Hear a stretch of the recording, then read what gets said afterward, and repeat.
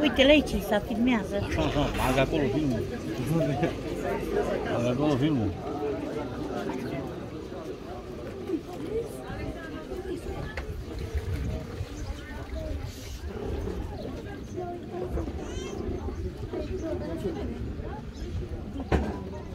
Haideți să facem un pic de atenție, un pic de liniște. În fața noastră avem pe Nicu, în care el dorește să facă un legământ cu Dumnezeu. De mult el a vrut să facă un legământ cu Dumnezeu. Doamne, interese pe cale. Și știam că Dumnezeu toate le face la timpul potrivit, îngăduit de El, pentru că numai El le îngăduie toate lucrurile. Și El a decis ca să-L urmeze pe Dumnezeu. A spus un da pentru Dumnezeu și un nu pentru lume, un nu pentru iad, pentru că asta facem noi. Punem un da pentru Împărăția lui Dumnezeu. Pentru că dorim să-L primim pe El ca Domn și Mântuitor. Pentru că El este Domnul nostru și Mântuitorul nostru. Și așa cum El a decis în dreptul Lui și a spus un da, vreau ca să-L urmez pe Dumnezeu din toată inima. Și am să-L întreb pe El, ca să spună El cu gura Lui, să mărturisească El cu gura Lui. Daul acesta care L-a spus și a hotărât pentru Dumnezeu, că vrea să facă un legământ cu Dumnezeu. Și aș vrea să-L întreb dacă crede că Iisus Hristos este Fiul lui Dumnezeu. Și aș vrea să te întreb, Nicu, până când vrei să-L urmezi pe Dumnezeu? Dumnezeu să te binecuvânteze seara. Pe baza mărturiei tale, noi te botezăm în numele Tatălui, a Fiului și a Duhului Sfânt. Cine crede se botează, cine a crezut s-a botezat. Cine crede se botează, cine a crezut s-a botezat. Spune să-i nu înțelegi. Aici, frate Nicu. Aici, frate Nicu. Aici. Aici. Aici. Hai, da. Acolo te scrii, fratele. Maria. Sora Maria, te întreb 3 întrebări. Crezi că Domnul nostru Iisus Hristos este Domn și Stăpân? Cât ai dorit să-i slujești Domnului? Toată viața. Domnul să te ajute să-i slujești toată viața și dorim ca în fața adunării care este aici, în fața celor văzuți și celor nevăzuți, tu ai făcut un legământ și credem că ei au fost prezenți și ei te-au ascultat. Noi te vom boteza în numele Tatălui, Fiului și a Sfântului Duh. Cine crede se botează, cine a crezut s-a botezat. Cine crede se botează, cine a crezut s-a botezat. Amin.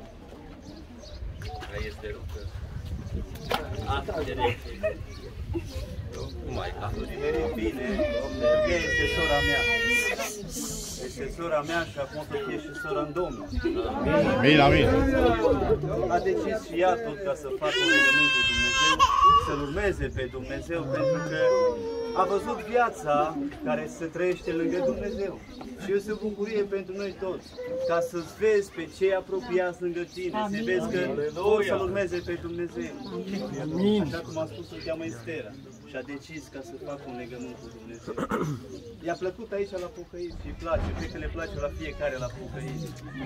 Și o fată care s-a implicat și cu tineretul și i-a slujit lui Dumnezeu și a decis ca în totalitate să slujească pe Dumnezeu cu adevărat.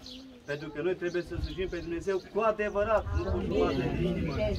Și mă rog că Dumnezeu să lucreze în cultură și mulțumesc lui Dumnezeu că El a binecuvântat-o și a ales decizia aceasta ca să-L urmeze pe Dumnezeu. Amin. Este tânără și are 16 ani. La 16 de ani dorește ca să-L urmeze pe Dumnezeu. Cât de frumos, la o vârstă foarte, foarte fragedă, vrea să-L urmeze pe Dumnezeu, slăvit să fie Dumnezeu.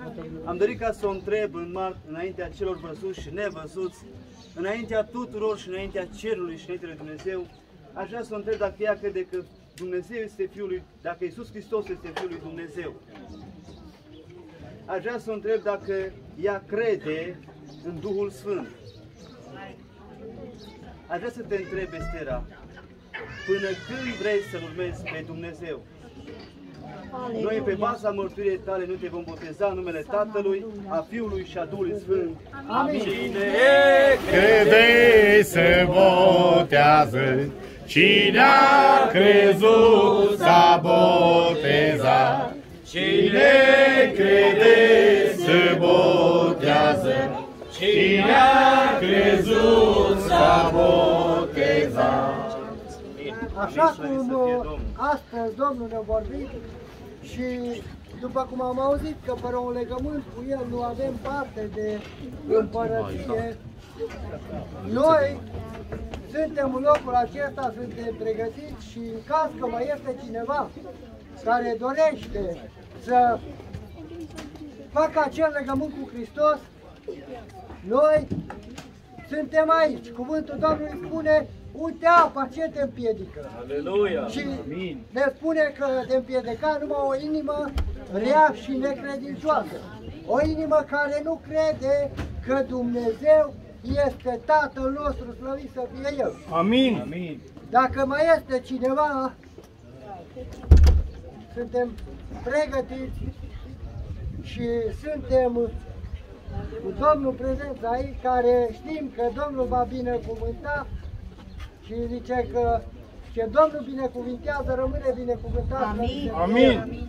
Dacă te binecuvintează un om, un lucru, îți dă ceva, știm că nu o să te țină mult. Ori să termină repede, ori cu timpul se duce. Dar știm că ce Domnul binecuvintează, nimeni nu poate să ia, rămâne binecuvântat. Amin. De Domnul. Dacă mai este cineva, dacă nu mai este, noi mulțumim Domnului pentru această zi minunată, mulțumim Domnului pentru sărbătoarea ce El a pregătit-o. Știm și cum am auzit că este o sărbătoare aici, dar este o sărbătoare și în cer. De aceea să cuvine să-i mulțumim Domnului, fiindcă Domnul s-a mai îndurat de încă 3 suflete, le-a scos din mocila păcatului, de unde le-a scos pe fiecare, și aceste suflete eu rog pe Domnul ca Domnul să le binecuvinteze cu credință, cu dragoste de El, ca niciodată, orice val, orice vânt va veni peste El, să nu se îndepărteze de El, slăvit să fie Domnul. Fiindcă cuvântul Domnului ne spune că în lume vom avea necazuri și dacă Domnul ne-a avertizat, înseamnă că vom trece prin ele. Dar încă un lucru ne spune, că cu El vom trece din lui tot, slăvit să fie Domnul. Glorie Domnului. De aceea încredințăm în brațul Domnului și Domnul să-i binecuvânteze. Amin. Amin. Domnul să-i binecuvânteze și să vă Mai este cineva? Că noi o să mai așteptăm. Apa s-a încălzit, apa încă este caldă. Poate cineva vrea să facă un legământ. Când ei s-au făcut un legământ în apa botezului și am asistat și eu la acest act a botezului, în mintea mea s-a răsunat un gând și am spus, Doamne, dacă cineva m-a întrebat pe mine și va spune, vrei să faci un legământ cu Dumnezeu? Eu am să-i spun da.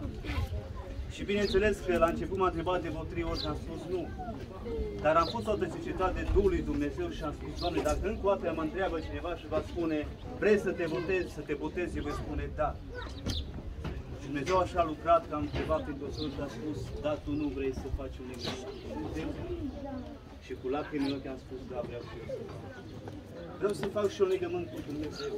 Vreau să-L cunosc pe Dumnezeul acesta. Vreau să-L cunosc cu adevărat. Pentru că am înțeles că fără de Dumnezeu suntem nimic. Am înțeles că fără de Dumnezeu nu putem face nimic. Și vreau o viață mai bună. Vreau ca să trăiesc lângă El. Chiar dacă trecem cu bune sau cu rele, vreau să trec viritor prin toate lucrurile. vreau să întreb, eu încă o dată, o întrebat și odată, poate cineva mai este. Poate a spus, băi, dacă încă o dată mai ne întreabă, vrem să facem și noi legământul. Și vreau să întreb, poate mai este cineva și are dorința și vrea să încheie un legământ în apa botezului, până mai suntem aici. Dacă mai este cineva, să ridice o mână sus. Dacă mai este cineva. Dacă nu mai este nimeni, rog pe fratele Manu să binecuvinteze numele lui pentru tot ceea ce s-a făcut în această zi, pentru toată lucrarea, Dumnezeu să fie binecuvântat. Rog pe fratele Manu. Tatăl nostru care ești în ceruri, cu respect de dinaintea ta să-ți mulțumim pentru toate cele acestea minunate pe care le-am văzut împreună cu toții. Și îți mulțumim pentru dragostea ta minunată că ne-ai descoperit acestor oameni care s-au întors la Dumnezeu în timpul legământ cu tine. Mă rog, Tată, să lași binecuvântarea de-a peste ei, dar în tot timpul acesta, cât vor trăi pe acest pământ, acest legământ să-l țină minte și să te urmeze cât vor trăi pe acest pământ. Iar pentru cei care vor fi lângă ei, Doamne, mă rog ca să-i protejeze și să le arate că încă această lucrare a Ta este descoperită atât lor cât și celorlalți și fiecare lucrare a Ta, Doamne, să propășească. Binecuvintează întreaga asistență care a participat la acest eveniment. Mă rog să le deschizi inimile și lor și în același timp, Doamne, să faci ca harul Tău să le lase descoperit taina lucrării minunate a Domnului Iisus Hristos care s-a văzut de când este Împărăția Ta pe acest pământ. Mulțumim pentru dragostea Ta și harul Tău. Fie ca binecuvântarea Ta să rămână peste noi toți. Amin. Amin. O rugăminte care o am foarte importantă, doresc ca niciunul să nu plece, chiar vă rog foarte frumos. Am pregătit o masă, ca stăm cu toți la masă, am pregătit niște sarmale foarte bune, o să le vedeți, le probați, de aceea vreau să o facem rost ca să puteți rămâne. Chiar vă rog foarte frumos ca să rămâneți cu toți la masă, să așeze masa acolo și chiar vă rog ca să mergeți cu toți la masă. Dumnezeu să vă binecuvinteze.